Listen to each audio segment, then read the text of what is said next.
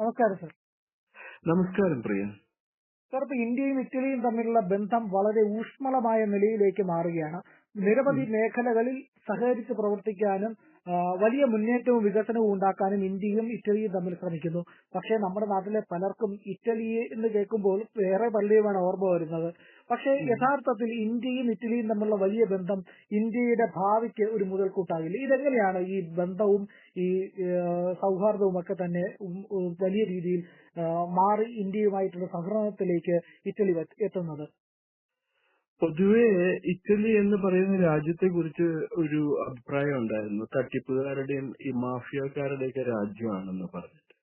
അപ്പൊ ഇന്ത്യക്ക് സ്വാതന്ത്ര്യാനന്തര ഭാരതത്തിന് ഇറ്റലിയായിട്ടുള്ള ഒരു ആദ്യത്തെ ബന്ധം എന്ന് പറയുന്നത് വളരെ നിരാശാജനകമായ ഒരു കാര്യമായിരുന്നു. കാരണം ഇറ്റലിയിലെ ഇറ്റാലിയൻ ഡിസൈൻഡ് വസ്തുക്കൾ, ഇറ്റാലിയൻ നിർമ്മിത വസ്തുക്കൾക്ക് എപ്പോഴും ഒരു പ്രത്യേകത ഉണ്ടായിരുന്നു.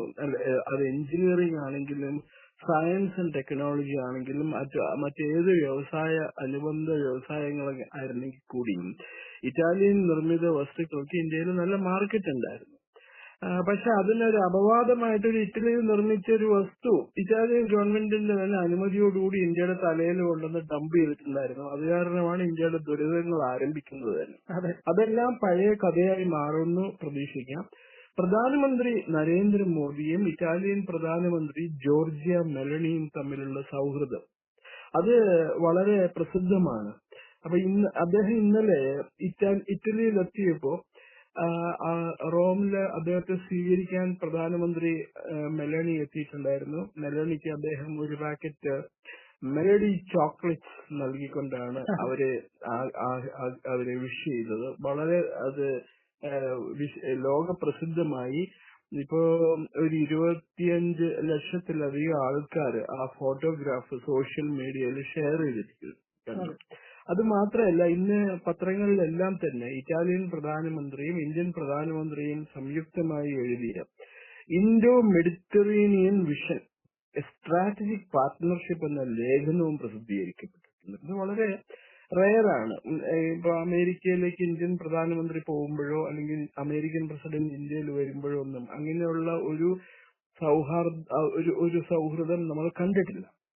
അപ്പോ ഇന്ത്യയും ഇറ്റലിയും തമ്മിലുള്ള കോർഡിയൽ ഫ്രണ്ട്ഷിപ്പ്, അതുപോലെ അതൊരു സ്പെഷ്യൽ സ്ട്രാറ്റജിക് പാർട്ട്ണർഷിപ്പ്, ഇന്നത്തെ ജിയോ പൊളിറ്റിക്കൽ സിറ്റുവേഷനിൽ അതൊരു സ്പെഷ്യൽ സ്ട്രാറ്റജിക് പാർട്ട്ണർഷിപ്പ് ആയിട്ട് ഉയർത്താനായിട്ടാണ് ഇരു രാജ്യങ്ങളും ശ്രമിക്കുന്നത്.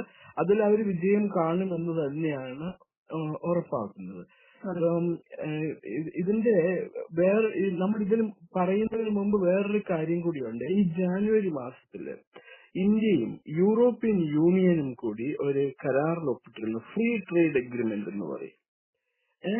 ഇന്ത്യ ലോകത്തിലെ 4ാമത്തെ ഏറ്റവും വലിയ എക്കണോമിയാണ്. യൂറോപ്യൻ യൂണിയൻ എന്ന് പറയുന്നത് 2ാമത്തെ ഏറ്റവും വലിയ എക്കണോമിയാണ്. അപ്പൊ ഈ യൂറോപ്യൻ യൂണിയനും ഇന്ത്യയുമായിട്ടുള്ള ഫ്രീ ട്രേഡ് എഗ്രിമെന്റ് ഒപ്പിട്ടതിൽ ഇറ്റാലിയൻ പ്രധാനമന്ത്രി മെലോണി പ്രധാനമായ ഒരു പങ്ക് വഹിച്ചിരുന്നു. അപ്പൊ ഈ ഫ്രീ ട്രേഡ് എഗ്രിമെന്റോടുകൂടി ഇന്ത്യയിൽ നിന്നുള്ള കയറ്റുമതിയുടെ 99% മെറ്റീരിയൽസിനും യൂറോപ്യൻ യൂണിയനിലെ എല്ലാ വിപണികളും ലഭ്യമാവും. ഇത് ഒരു മാസീവ് ഗ്രോത്ത് ആണ് കാണിക്കുന്നത്. അതുപോലെ നമ്മുടെ മൈക്രോ സ്മോൾ മീഡിയം എന്റർപ്രൈസസ് എന്ന് പറയില്ലേ, MSME യൂണിറ്റ്, അതിനൊക്കെ വൻ അവസരങ്ങളാണ്. വനിതകൾക്ക്, കരകൗശല വിദഗ്ധർക്കും, യുവാക്കൾക്കും, അതുപോലെ മറ്റ് പ്രൊഫഷണൽസിനൊക്കെ ഈ യൂറോപ്യൻ യൂണിയനിൽ 25ഓളം രാജ്യങ്ങളിൽ നല്ല തൊഴിൽ സാധ്യതയുണ്ടാവും. ഇപ്പൊ coming back to Italy and India, ഈ രണ്ട് രാജ്യങ്ങൾക്കും അവരുടേതായ ശക്തികളുണ്ട്. ഇറ്റലി ഒരു ഇൻഡസ്ട്രിയൽ ജയന്റ് ആണ്. ഇറ്റാലിയൻ ഡിസൈൻഡ് ഉൽപ്പന്നങ്ങൾക്കൊക്കെ വളരെ മാർക്കറ്റ് ഉണ്ട് ലോകത്തെങ്ങും. ഉദാഹരണത്തിന് ഞാൻ കാറിന്റെ കാര്യം പറയും. ലംബോർജിനി എന്നൊക്കെ പറയുന്ന കാറില്ലേ, ഭയങ്കര ഫേമസ് കാറാണ്. വളരെ ഇവിടെയൊക്കെ ആൾക്കാര്, വലിയ പൈസക്കാര് നമ്മുടെ എറണാകുളം നഗരത്തിലെ ഹൈവേ കൂടി അരപ്പിച്ചുകൊണ്ട് പോകുന്നതാണ് ലംബോർജിനി കാർ. അപ്പൊ അതിനെ നിലവാരത്തിലുള്ള വാഹനങ്ങൾ ഇന്ത്യയിൽ നിർമ്മിക്കും. അതുപോലെ അവരുടെ നിർമ്മാണ മേഖലകളിലെ എക്സലൻസ്, ലോക നിലവാരമുള്ള സൂപ്പർ കമ്പ്യൂട്ടർ ടെക്നോളജി ഇതെല്ലാം അവർ ഇന്ത്യയായിട്ട് ഈ പ്രധാനമന്ത്രി നരേന്ദ്രമോദി ഈ ലേഖനത്തില് ഇറ്റലിയെ വിശേഷിപ്പിച്ചിരിക്കുന്നത് ഒരു ഇൻഡസ്ട്രിയൽ പവർ ഹൗസ് എന്നാണ്.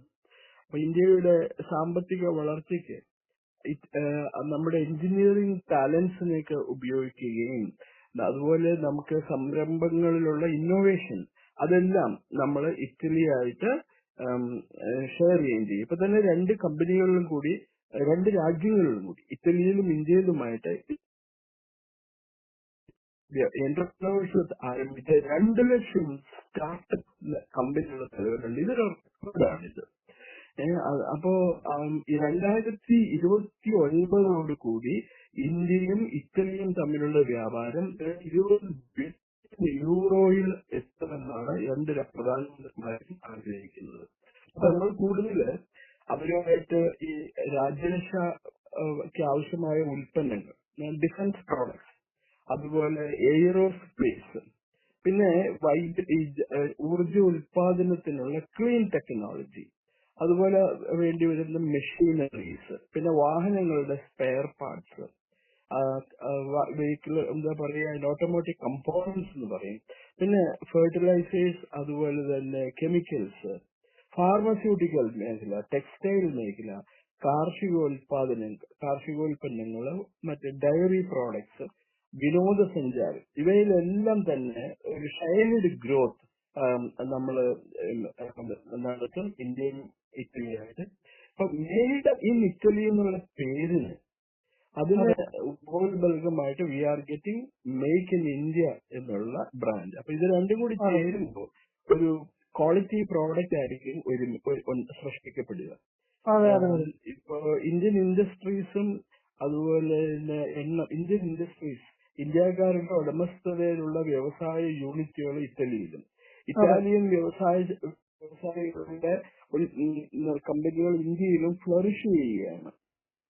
അതുപോലെ ഇന്ത്യയിലേക്ക് ഉൽപ്പന്നങ്ങൾ നിർമ്മിച്ചയക്കാനായിട്ട് ഇറ്റലിയിൽ നല്ലൊരു കോമ്പറ്റീഷൻ ഉണ്ട്. ഈ രണ്ട് രാജ്യങ്ങളിലും കൂടി 1000-ലധികം സംയുക്ത സംരംഭങ്ങൾ പ്രവർത്തിക്കുന്നുണ്ട്. ഇത് ഈ സാങ്കേതിക മേഖലയിലെ നൂതന പ്രവണതകൾ അതാണ് ഇന്ത്യ ഇറ്റാലിയൻ ബന്ധത്തിന്റെ ആധാരശില എന്നാണ് പ്രധാനമന്ത്രി പറഞ്ഞിരിക്കുന്നത്. അതുപോലെ ഭാവിയിലുള്ള വ്യവസായ മേഖലയിൽ പ്രധാന പങ്കുവഹിക്കുന്ന ആർട്ടിഫിഷ്യൽ ഇന്റലിജൻസ്, ക്വാണ്ടം കമ്പ്യൂട്ടിംഗ്, പിന്നെ അഡ്വാൻസ് മാനുഫാക്ചറിംഗ് ടെക്നോളജി, അതുപോലെ ക്രിട്ടിക്കൽ മിനറൽസ്. ഇപ്പൊ നമുക്ക് ഈ വിമാനം ഉണ്ടാക്കാനും അതുപോലെ തന്നെ ആണവ റിയാക്ടറുകളൊക്കെ ഉണ്ടാക്കാൻ ആവശ്യമുള്ള ക്രിട്ടിക്കൽ മിനറൽസ്, പിന്നെ ഡിജിറ്റൽ ഇൻഫ്രാസ്ട്രക്ചർ, ഇവയെല്ലാമാണ് ഇന്ത്യയുടെയും ഇറ്റലിയുടെയും പരസ്പര സഹകരണത്തിനും വികസനത്തിനുള്ള നിർണായക ഘടകങ്ങൾ.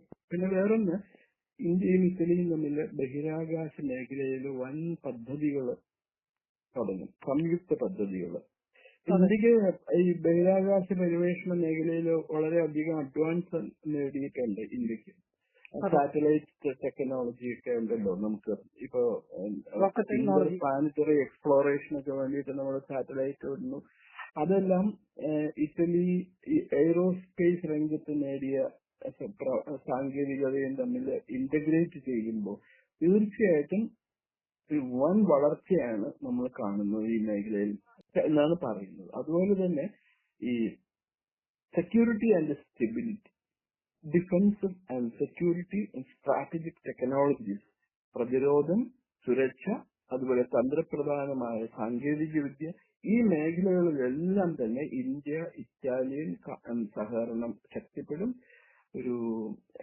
അതുപോലെ സമുദ്ര വഴിയുള്ള ട്രേഡിന് അതിൽ തന്നെ നിർണായകമായ മാരിടൈം റൂട്ടുകളുണ്ട്. അതിന് നേരിടുന്ന ഭീഷണികൾ പരിഹരിക്കുന്നതിന് ഇന്ത്യയും ഇറ്റലിയും ഒരുമിച്ച് പ്രവർത്തിക്കും. അതുപോലെ ഭീകര പ്രവർത്തനം, അതുപോലെ international criminal networks, drug trafficking, cyber crimes, ഈ മേഖലകളിൽ പൂർണ്ണ മേധാവിത്വം, അതായത് ഇതെല്ലാം തകർക്കാൻ വേണ്ടിയിട്ടുള്ള സഹകരണം അവർ ഇന്ത്യയും ഇറ്റലിയും തമ്മിൽ ഡെവലപ്പ് ചെയ്യും. നമ്മളിപ്പോ ഈ എനർജിനെ കുറിച്ചിട്ടാണല്ലോ ഇന്ത്യയിൽ എപ്പോഴും നമ്മൾ കൂടുതൽ പ്രാമുഖ്യം കൊടുത്തിരുന്നത്. അതായത് കാറ്റിൽ നിന്നും അതുപോലെ കെമിക്കൽ ബയോ ഗ്യാസിൽ നിന്നും പിന്നെ സോളാർ എനർജിയൊക്കെ ഉൽപ്പാദിപ്പിക്കുന്നത്, അതിനാണ് റിന്യൂവബിൾ എനർജി എന്ന് പറയുന്നത്. അതിൽ നിന്നും ഹൈഡ്രജൻ ടെക്നോളജി ബേസ്ഡ് എനർജി ഉൽപാദന രംഗത്തേക്ക് ഇറ്റലി, ഇന്ത്യ സംയുക്ത സംരംഭങ്ങൾ ആരംഭിക്കും. അപ്പൊ ഇറ്റലിനെ യൂറോപ്പിന്റെ എനർജി ഗേറ്റ് വേ എന്നാണ് പ്രധാനമന്ത്രി വിശേഷിപ്പിച്ചിരിക്കുന്നത്. ഇപ്പൊ തന്നെ നമുക്കൊരു ഇന്റർനാഷണൽ സോളാർ അലയൻസ് ഉണ്ട് ഇന്ത്യയില്. അതുപോലെ തന്നെ disaster resilient infrastructure, global biofuel and alliance തുടങ്ങിയ പല മേഖലകളിലും ഇനി ഇന്ത്യയും ഇറ്റലിയും ഒരുമിച്ച് പ്രവർത്തിക്കും. ഒരു 2 ഭൂഖണ്ഡങ്ങൾ, അതായത് യൂറോപ്പിനെയും ഇന്ത്യയെയും ഏഷ്യയെയും യൂറോപ്പിനെയും യോജിപ്പിക്കുന്ന ഒരു പുതിയ ഗ്ലോബൽ ഡൈനമിക്സിന് രൂപം നൽകുകയാണ് പ്രധാനമന്ത്രിയുടെ ഈ സന്ദർശനത്തിന്റെ ലക്ഷ്യം. നമ്മൾ ഇതിനു മുമ്പ് ഒരിക്കൽ സംസാരിച്ചിരുന്നു, India middle east Europe economic corridor. അത് ശക്തിപ്പെടുത്താനായിട്ട് ആണ് ഇവരിപ്പോ മുൻതൂക്കം നൽകുന്നത്. അത് പ്രധാനമന്ത്രിയുടെ 5 നേഷൻ യൂറോപ്യൻ ടൂറിന്റെ അവസാന ഇതാണ് ഇറ്റലിയിലാണ് അദ്ദേഹം സന്ദർശനം പൂർത്തിയാക്കുന്നത് ഇന്ന്. അപ്പൊ അതിനു മുമ്പ് ഇത് ഒരു അസസ്മെന്റ് നടത്തുകയാണെങ്കിൽ പ്രധാനമന്ത്രിയുടെ സന്ദർശനം വളരെ വ്യാപകമായ മാറ്റങ്ങളാണ് ഉണ്ടാവുന്നത്. ഇപ്പൊ നോർഡിക് സമ്മിറ്റ് നടത്തി ഓസ്ലോയിൽ കഴിഞ്ഞ 2 ദിവസം മുമ്പ്. അതില് 5 രാഷ്ട്ര തലവന്മാരാണ് പ്രധാനമന്ത്രിയോട് കൂടി ചേർന്നത് ഈ നോർഡിക് സമ്മിറ്റില് പരിഹരിക്കേണ്ട പ്രശ്നങ്ങൾ. അതിൽ നോർവേയിൽ വെച്ചിട്ട് ഒരു പത്രപ്രവർത്തക പ്രധാനമന്ത്രിയുടെ എന്തോ ചോദ്യം ചോദിക്കാനായിട്ട് ശ്രമിച്ചു. അവര് ഇവിടെ മനുഷ്യാവകാശ ലംഘനവും പിന്നെ അതൊക്കെ ഉണ്ടെന്ന് സ്ത്രീയാണ്. അവർക്ക് കൃത്യമായ മറുപടി നമ്മളുടെ നയതന്ത്ര സംഘം കൊടുത്തിട്ടുണ്ട്. അതെ, അവര് ഏതൊക്കെയോ ഈ Christian funded non governmental organisations ഉണ്ടല്ലോ, അതിന് പിന്നിൽ മുഴുവൻ ഈ ചർച്ചാണ്. അവര് എഴുതി കൊടുത്ത ചോദ്യം അവിടെ ചെന്ന് വായിച്ചാണ്. അപ്പൊ അതിന് വിദേശകാര്യ വക്താവ് നല്ല മറുപടി കൊടുത്തിട്ടുണ്ട്. അതെ, അവർ നാണം കെട്ടു വെള്ളം കുടിക്കണമെന്ന് പറഞ്ഞുകൊണ്ട് ഇറങ്ങി പോവുകയും ചെയ്തു. അവിടെ അവര് വെള്ളം കുടിച്ചത് ഉത്തരം കേട്ടതോടുകൂടി അവർക്ക് വെള്ളം കുടിക്കാൻ മുട്ടിയാണ്. അങ്ങനെയാണ്. ഏതായാലും ഇതൊരു വലിയ സംഭവമാണ്. ഇപ്പൊ കഴിഞ്ഞ ദിവസം നോർവേ പ്രധാനമന്ത്രിയും ഇന്ത്യൻ പ്രധാനമന്ത്രിയും കൂടി ചേർന്നും ഇതേപോലെ ഒരു സംയുക്ത ഒപ്പീനിയൻ ഒപ്പഡ് എന്ന് പറയും നമ്മൾ പത്രഭാഷയിൽ. ഒപ്പീനിയൻ എഡിറ്റ് പേജിലേക്ക് എല്ലാ പത്രങ്ങളിലും എഡിറ്റ് പേജിൽ പ്രസിദ്ധീകരിച്ചിട്ടുണ്ട്. 1-2 ഇന്ത്യൻ പത്രങ്ങളിൽ അത് കാരി ചെയ്തിരുന്നു. മറ്റേ മാപ്രയിലുണ്ടോന്ന് എനിക്ക് അറിയാൻ പാടില്ല, ഞാൻ ശ്രദ്ധിച്ചില്ല. അത് അവൻ വഴിയില്ല, കാരണം നല്ല കാര്യങ്ങളൊന്നും അവർ എഴുതൂല്ലല്ലോ. ഈ പറഞ്ഞ പോലെ ഉത്തർപ്രദേശില് നടന്നില്ലേ കലാപത്തിനെ പറ്റി? ഉത്തർപ്രദേശിലല്ല, ബംഗാളിലെ കലാപം നടന്നില്ലേ ജഹാംഗീർ ഖാന്റെ നേതൃത്വത്തിൽ? അതൊന്നും എഴുതൂല്ലല്ലോ നമ്മുടെ ആൾക്കാര്. ഓക്കെ, ഇതാണ് ഇതിനെ കുറിച്ചിട്ടുള്ളത്, ഇന്ത്യ ഇറ്റാലിയൻ ബന്ധങ്ങളെ കുറിച്ച്. ഏതായാലും പ്രധാനമന്ത്രിയും ഇറ്റാലിയൻ പ്രധാനമന്ത്രിയും കൂടി റോമിലെ പല പ്രധാന സങ്കേതങ്ങൾ സന്ദർശിക്കുകയുണ്ടായി. ആ ഫോട്ടോഗ്രാഫ്സ് എല്ലാം സോഷ്യൽ മീഡിയയിൽ വന്നു. ഭയങ്കര റിസപ്ഷനാണ് ആ ഫോട്ടോഗ്രാഫ്സിനെ കിട്ടിയിരിക്കുന്നത്. വളരെ rarest of the rare event ആണ് ഇതൊക്കെ ലോകത്തിലെങ്ങും നടക്കുന്നത്. കാര്യം ഒരു ഇറ്റാലിയൻ കഥാപാത്രം നമ്മുടെ നാട്ടിൽ കുത്തിയിരുന്ന് കുശുമ്പ് കുത്തുണ്ടെങ്കിലും ഇതൊക്കെയാണെങ്കിലും ഇന്ത്യയും ഇറ്റലിയും തമ്മിലുള്ള ബന്ധം പൂർവാധികം ശക്തി പ്രാപിക്കുകയാണ്. വളരെയധികം നന്ദി സർ.